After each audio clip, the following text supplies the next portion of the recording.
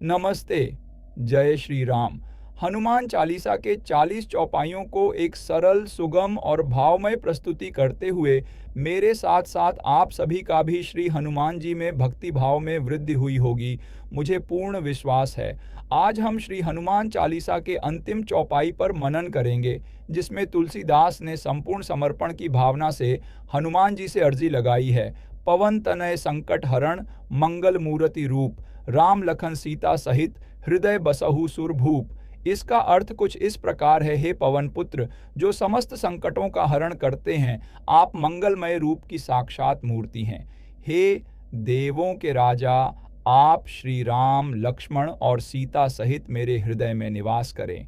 यह केवल एक प्रार्थना नहीं, अपितु हनुमान चालीसा का पाठ करने वाले भक्तों के हृदय की एक गहरी अभिलाषा है, जो हनुमान जी के दिव्य गुणों और उनकी राम भक्ति के सार को प्रकट करती है। इस चौपाई की शुरुआत हनुमान जी को पवन तनय कहकर संबोधित किया गया है, जिसका अर्थ है पवन के पुत्र। हनुमान जी वायु देवता के पुत्र हैं, जिन्हें पवन पुत्र, मारुति या पवन सुत भी कहा जाता है। उनका जन्म स्वयं वायु के तेज से हुआ है। यह उनकी गति, शक्ति और सर्वव्यापकता का प्रतीक है। जिस प्रकार वायु सर्वत्र विचरण करती है, उसी प्रकार हनुमान जी की शक्ति और प्रभाव तीनों लोकों में व्याप्त है। जब शिशु हनुमान ने सूर्य को फल समझकर निगल लिया था, तब इंद्र के वज्र प्रहार से उनकी ठोड़ी पर चोट लगी थी, जिससे वायुदेव रुष्ट हो गए और उन्होंने अपनी गति रोक दी।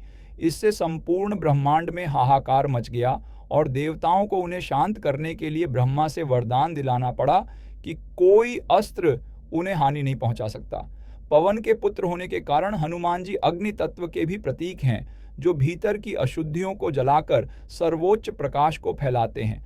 फिर संकट हरण, जिसका अर्थ है समस्त दुखों और बाधाओं को हरने वाले, जिससे हमारे भय, असुरक्षा, नकारात्मक शक्तियां, भयावह बीमारियों को हमसे दूर रखना तथा ठीक करने हेतु हनुमान जी की कृपा बने। मन, वचन और कर्म से उन पर ध्यान लगाने से वे सभी संकटों से मुक्ति दिलाते हैं। वे समस्त बाधाओं का नाश करते हैं। उन्हें मंगल मूर्ति रूप कहकर उनकी शुभता और कल्याणकारी स्वरूप का वर्णन किया गया है।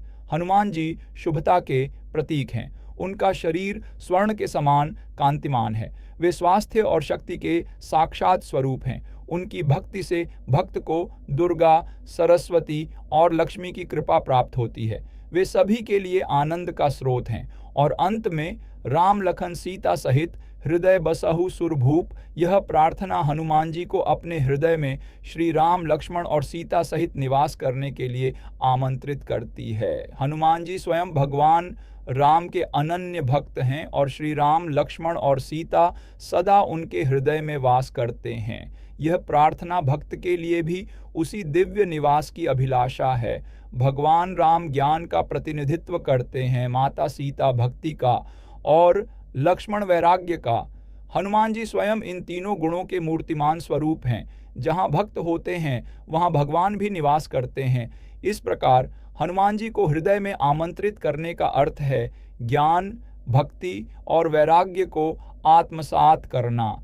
ये परमार्थिक पूर्णता की अवस्था है, जहाँ भक्त के हृदय में राम, सीता और लक्ष्मण का शाश्वत निवास हो जाता है। तो आइए इस चौपाई के माध्यम से हम सभी पवन पुत्र हनुमान जी से अर्ज लगाते हैं कि वे हमारे संकटों का नाश करें और अपने मंगलमय स्वरूप सहित वे राम, लक्ष्मण और सीता सहित हमारे हृदय में वास करें। इसे अपने हृदय की धड़कन में, अपनी हर सांस में महसूस करें। इसे केवल ज्ञान के रूप में नहीं, अपितु एक जीवंत सत्य के रूप में जिए। जय श्री राम, जय हनुमान। मंगल मूर्ति, मारुति नंदन, सकल अमंगल मूल निकंदन। जय सिया राम, जय जय सिया राम। श्री राम, जय जय राम।